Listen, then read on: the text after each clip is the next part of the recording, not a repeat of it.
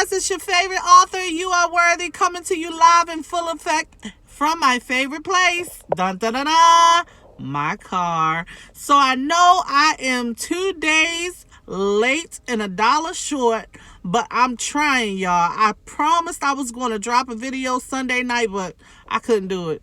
I was in traffic for like 4.5 hours, driving 20 miles an hour, trying to get back home in some snow, and it just was not working, okay? So, y'all gonna have to forgive me for this one, all right? Now, let's talk about this week's topic. We're gonna talk about broken. I know I told you guys I'm trying to relaunch this channel and do things a little bit different.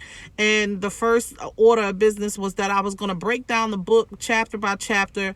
And the first, one of my followers on social media asked about broken. They said that was their favorite chapter in the book. So I'm going to go ahead and talk about it. And it's a subject that's kind of touchy because I just read in the news about how a little girl had committed suicide because of some things that were going on in her life, and it's heartbreaking that we're losing our youth.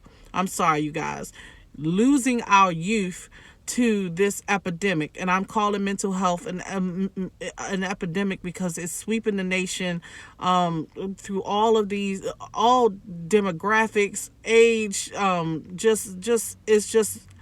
It's just a topic that we need not to continue to not have this conversation. We need to have this conversation with our young, our old, in between. We need to have this conversation in every household. Middle class, lower class, upper class, everybody should be having this discussion with their children and their family members, because even if you're the one who deals with mental illness, if you're a mother or a father, your children are still affected by seeing you go through your mental health crisis and seeing you live your life through mental illness. So that's what we're going to talk about today. So broken, let's get right into it. Broken was a chapter that I wrote about my childhood, about certain things that happened in my life that I felt like broke my spirits or broke my self-esteem. And it was because of some trauma that I experienced. I'll just go ahead and say it, sexual trauma that I experienced as a child.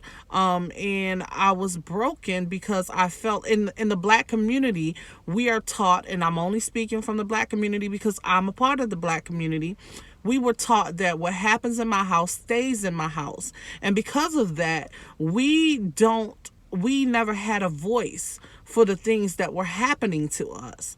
So it's unfortunate that so many people suffer in silence because they're afraid of, if they tell someone that this is happening in their home, they're going to get in trouble. So that was something that kind of plagued my situation, because I felt like I didn't have anyone to turn to in certain situations. And even in a time when I did turn to an adult, my circumstances, my situation was overlooked. I was told to kind of, be quiet, don't say anything about it, because it made the repercussions to the people that were involved would end up being so much more horrible, living life with everyone knowing that these people had done the things that they done to me. So I want to know, what do you guys do in situations like this? What are you teaching your children? What are you teaching your family? What are the discussions that you guys are having in your home, so that they know that they have a voice? They can come and speak to you about anything. I talk to my son every day about how is his day. But I saw something a while back, and it talked about, don't just ask him how was his day. Ask or how his or her day was. Ask them what made them happy or what made them sad. Because sometimes kids, or sometimes everyone, we're so We're so used to that response. Hey, how you doing? You expect people to say, oh, I'm fine, I'm okay. But what if someone came back and said, oh, I'm really depressed, or I'm having a rough day, or I'm having a bad day? Do you know how you would really respond to that? Because I have to sit back and think like, wow, how am I going to respond to that? Because I know how I feel and how I go through my daily life trying to put on this face, this mask, trying to make sure that I'm not bringing the outside world into anything that I have going on at home, you know. So that's something that I like to hear from my viewers. Now, back to the discussion about, back to the part of the discussion about these the childhood suicide rates. I've seen, I don't even know how many, I can't count how many deaths I've seen these children, 8, 9, 6, 11, 13, and they're getting younger, and it's really heartbreaking because I just, I wonder, did these babies think they couldn't speak about it? Or did these babies feel like they had no one in their corner? So this video is kind of brief, but I'm hoping that we can get longer with time as I get more comfortable with these videos and I do more content.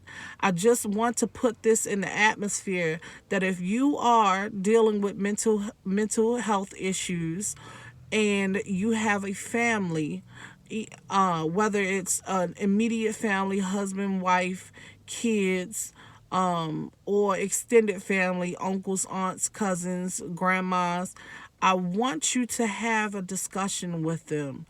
Be candor and let them know that they are welcome to share their feelings and that they matter, because you never know what someone is going through behind closed doors. So I want to encourage you guys, and I want to say that remember, you may be bruised, but never broken.